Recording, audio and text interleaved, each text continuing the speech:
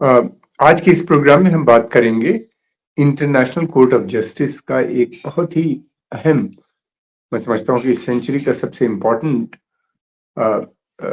Interim decision आया है, interim जो रूलिंग आई है, जिसमें उन्हीं ने कहा है कि इजराइल जो है वो फौरन इस किस्म के तुरंत इस तरह के कदम उठाए कि जिससे जो गाजा में जेनोसाइड चल रहा है वो रुक जाए।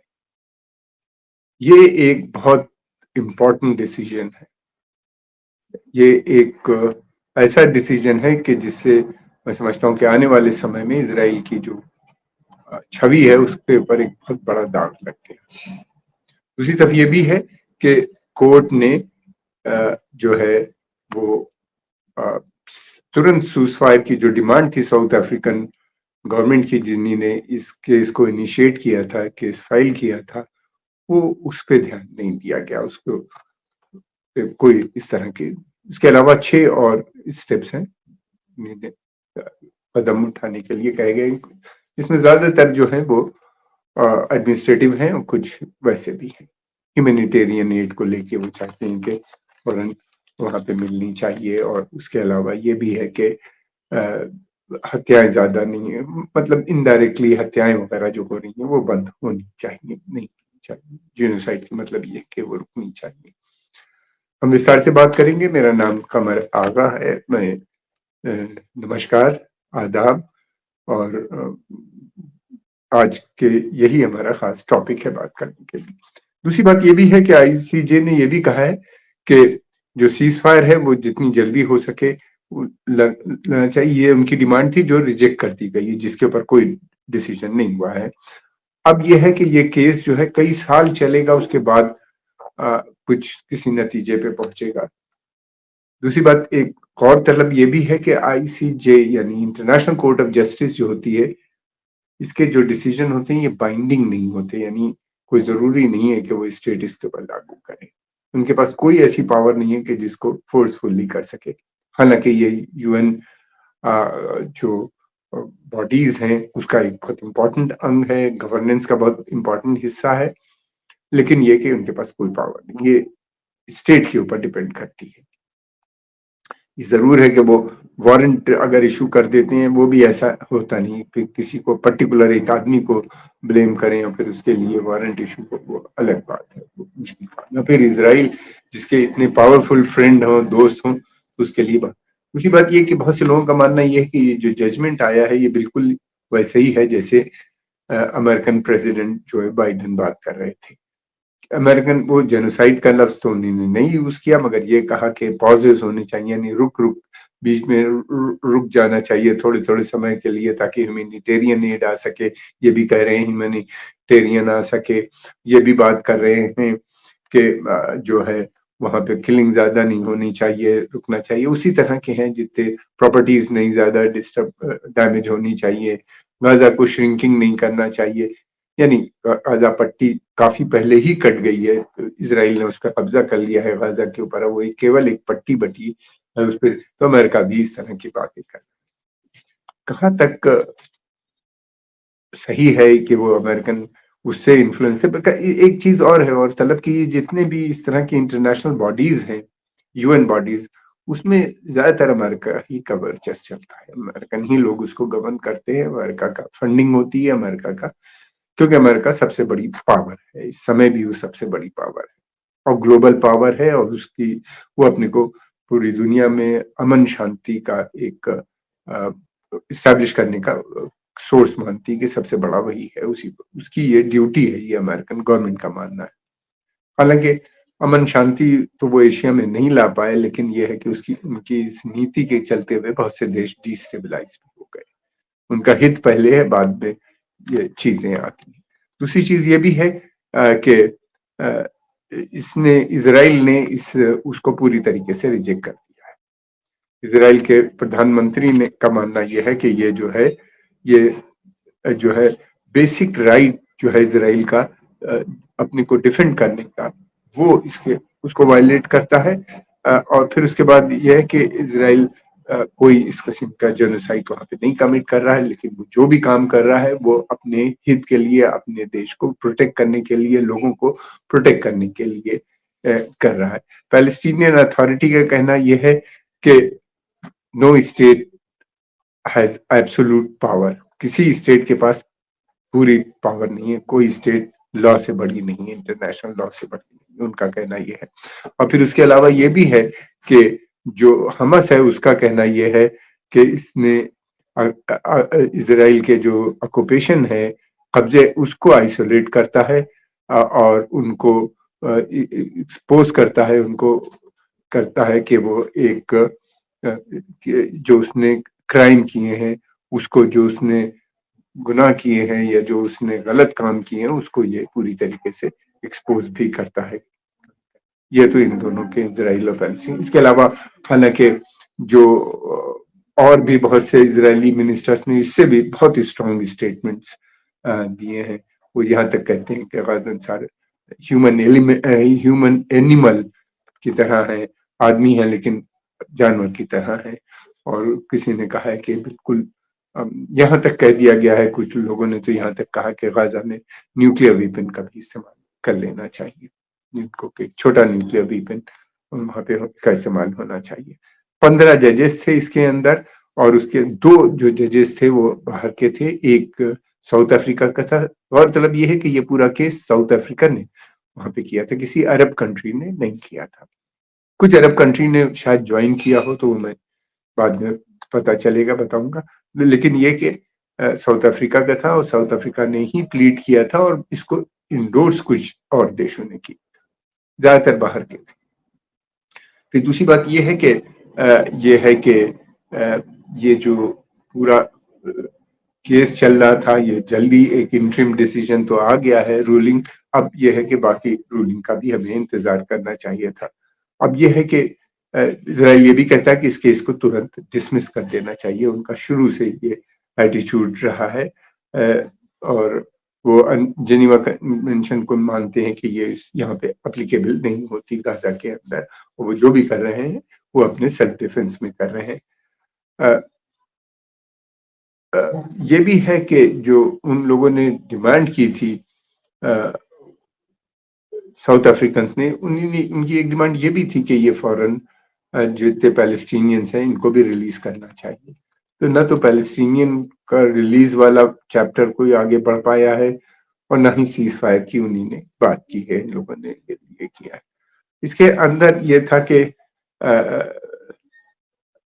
जो ह्यूमैनिटेरियन एड के लिए फौरन कहा है कि उसमें रोक टोक नहीं होनी चाहिए, और ये भी कहा है कि जो इन्फ्लेमेटरी स्पीचेस हैं, यानी आग लगाने वाली जो इस का जो भाषण है, उस पर थोड़ी सी रोक लगनी चाहिए। इनका मानना ये है कि अब तक जो है वहां पे बेपनाह लोग मर चुके हैं, 26,000 लोग मर चुके हैं, 62,000 जख्मी हैं, और जिसमें मरने वालों में से लगभग 70% कहा जाता है कि बच्चे हैं, और बच्चे ज्यादा हैं, फिर औरतें आ जाती हैं।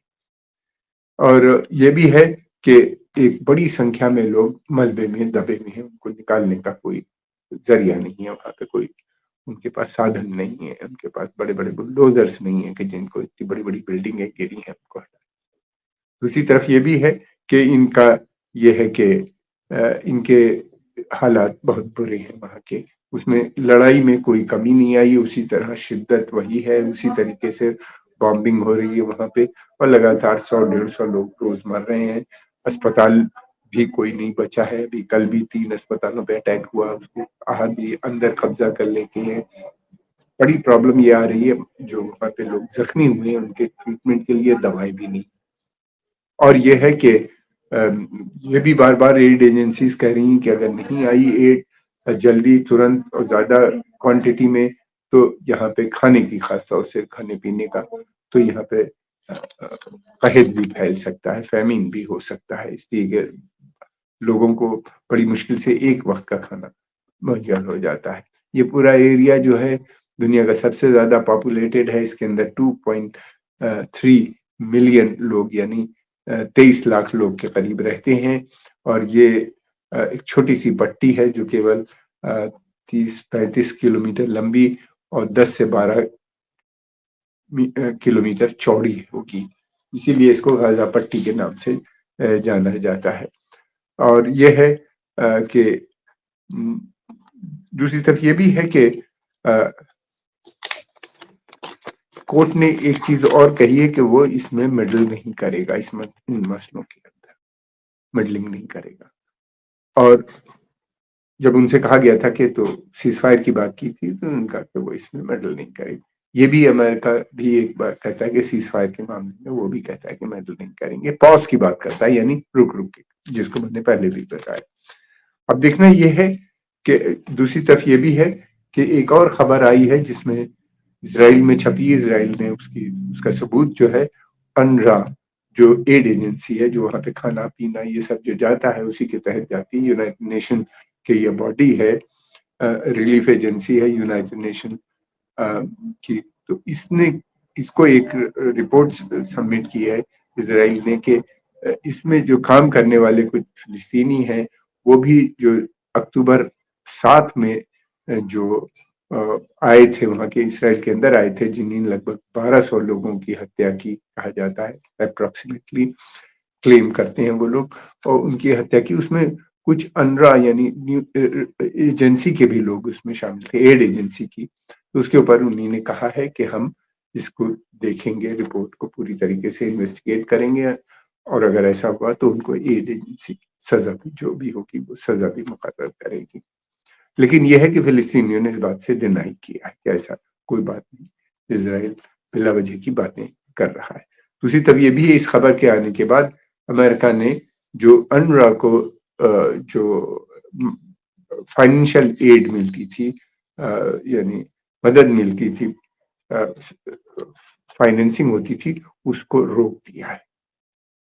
गौरतलब यह है कि अनरा जो है 1949 में बनी थी, फिलिस्तीन के विभाजन के बाद, जब बड़ी संख्या में वहां से रिफ्यूजी दूसरी जगह गए थे, और वहां से जाने के बाद इन लोगों की एड के लिए अनरा बनी थी, जिसमें अमेरिका, फ्रांस, यूरोपियन ब्रिटेनिया, फ्रांस, ये यूरोप के दूसरे बहुत से देश फंडिंग करते हैं, और उसके अलावा और भी देश हैं। बड़ी फंडिंग शायद अरब देश भी करते होंगे, उसका कोई ज्यादा रिपोर्ट पता नहीं, खबर नहीं आती। और ये भी है कि अगर ये फंडिंग बंद होती है तो और मुश्किल हो जाएगी। अब देखना ये है क्या अरब इस फंडिंग को पूरा करेंगे। दूसरी बात, दो चीजें हैं, एक तो खान यूनिस में इस समय जो वहां का मेन बहुत ही कंसंट्रेटेड सेंटर है गाजा का, वहां पे युद्ध चल रहा है। कुछ समय पहले आपने खबर में भी पढ़ा होगा कि लगभग 24 इजरायली सोल्जर्स भी वहीं मरे थे टैंक में, और वहां उसको बुरी तरीके से, ये बहुत ही बर्सलिंग मार्केट था, बहुत बड़ा मार्केट था उनका, और बहुत अच्छे सामानों से भरा रहता था, अच्छे खासे सामान होते थे, जो कुछ होता था मेन मार्केट यही था। और यहाँ के तो एक काफी बड़ी इमारतें थी, और बड़ा अच्छी तरीके से बना था, खूबसूरत मार्केट था मेन उसका, उसको ध्वस्त होता चला जा रहा है। ये बड़ी चिंता की बात है सभी के लिए, और यहाँ पे पॉपुलेशन भी बहुत है। इन लोगों को कहा गया कि ये खाली करके रफा बॉर्डर की तरफ जाए, फिर रफा बॉर्डर पे भी जब वो लोग गए तो वहां पे भी बॉम्बिंग होने लगी। इसी कारणवश दूसरी तरफ ये भी है कि पानी, बिजली और खाना, इन तीनों को रोक रखा है इसराइल ने। अब लिमिटेड, जब काफी प्रेशर पड़ा तो लिमिटेड क्वांटिटी में उनको मुहैया करते हैं। बड़ी चिंता ये है कि तेल भी नहीं है, पेट्रोल न होने की वजह से अस्पताल में ऑपरेशन जो चल रहे हैं, ऑपरेशन नहीं हो पाती, और दवाई भी नहीं, बहुत कमी हो गई है, अस्पतालों पे भी अटैक हो रहा है। इसी कारणवश, इसी बातों को लेके जो साउथ अफ्रीका ने प्लीड किया था कि ये जेनोसाइड है, इसमें सारी वो चीजें जो आर्टिकल 3 में जेनोसाइड को डिफाइन करती हैं वो पूरी होती हैं, इसलिए इसको वर्ड को कोड जो है जेनोसाइड मान तो लिया, मगर इसमें अब देखना यह है कि किस तरीके से इसराइल ने कह दिया जंग जारी रहेगी, और वो लगातार चल रही है। ये तब तक चलेगी, इसराइल का मानना ये कि जब तक कि हमास का खात्मा ना हो जाए, हमास का पूरी तरीके से। दूसरी तरफ ये भी है कि हिजबुल्ला और हूती रेबल भी तैयार बैठे हैं, वो भी लगातार कर रहे हैं अटैक इज़राइल के ऊपर, उनका इज़राइली शिपिंग के ऊपर या इज़राइल के ऊपर के क्षेत्र में हिज़्बुल्लाह हिज़्बुल्लाह का कहना ये है कि वो जवाबी कार्रवाई करता है, ये बार-बार उसके ऊपर भी कर रहे हैं, कौन क्या कर रहा है ये समय बताएगा। लेकिन ये है कि जंग फैलती हुई चली जा रही है और वहाँ के ऊपर जो रेड सी के ऊपर जो प्रॉब्लम आ रही है, जहाँ से सारा कमर्शियल शिपिंग जो होती है उधर ही से होती हुई अ, ये जो है स्ट्रेट बाबुल मंडप जो कहलाता है, वहाँ से होती हुई ये स्ट्रेट है जो जाके सुएज़ कैनाल से मिल जाती है। सुएज़ कैनाल रेड सी को जोड़ देता है। इस स्ट्रेट के थ्रू मेडिटेरेनियन सी से वहाँ से इटली, यूरोप तमाम सामान चला जाता है और सामान ये घूम के पूरा अफ्रीका का चक्कर लगा के नीचे से केप ऑफ गुड होप होते हुए यूरोप जाता है, जिसके चलते हुए तेल की कीमतें भी बढ़ गई हैं। फिर उसके अलावा हर चीज़ का तेल का दाम अगर बढ़ता है तो हर चीज़ का दाम बढ़ जाता है। इंश्योरेंस भी शिपिंग का बहुत बढ़ गया है और समय ज़्यादा लगने से शिपिंग की भी कमी हो गई है। हालात बहुत बुरे हैं वहाँ पे, अगर जंग पूरे क्षेत्र में फैलती है, तो मैं समझता हूँ तेल के दाम बहुत ज़्यादा होंगे। उसका सीधा असर पूरी दुनिया पे पड़ेगा, ख़ासतौर से पश्चिमी यूरोप उससे ज़्यादा इफ़ेक्टिव होके और अ, ये देखना है कि क्या किस तरीके से आने वाले समय में इज़राइल डील करता है। लेकिन इज़राइल ने अपना मंशा, अपनी जो उसकी नीयत थी, वो साफ कर दी है कि वो नहीं रुकेगा, जंग जारी रहेगी जब तक और उस जंग को लेके जहाँ तक सवाल है, इज़राइल में पूरी सपोर्ट इज़राइली जनता की है। अधिकतर बहुत कम मात्रा में लोग होंगे। लोग वहाँ के लोग इज़राइल बल्कि नेतन्याहू को ब्लेम कर रहे हैं कि वो अभी तक असमर्थ रहे हैं होस्टेजेस को छुड़ाने के लिए। कुछ का कहना ये है कि न्यूक का इस्तेमाल होना चाहिए। कोई हमदर्दी इज़राइल के अंदर फिलिस्तीनियों के लिए नहीं होती, कि नज़र नहीं आती इस जंग में। इसलिए कि वो बहुत गुस्सा है उनको कि कैसे इतने बड़े लोगों को मारा, ये लोग क्यों, किस तरह से अंदर आ गए, इज़राइल की जो सिक्योरिटी को ब्रीच किया है, उसका गुस्सा आम जनता में भी है। आज के इस पॉडकास्ट में हम इतनी बात करेंगे, जल्दी ही एक आपके साथ हम एक नया सब्जेक्ट लेके आएँगे। हम आपके आभारी हैं कि आपने समय निकाल के इसको देखा। अगर आपको पसंद आए तो इसको लाइक भी कीजिए और प्रमोट भी कीजिए, औरों के पास भी भेजिए। अपने कमेंट कमेंट बॉक्स में ज़रूर लिखिए, उससे हमें बहुत मदद मिलती है। धन्यवाद आपका।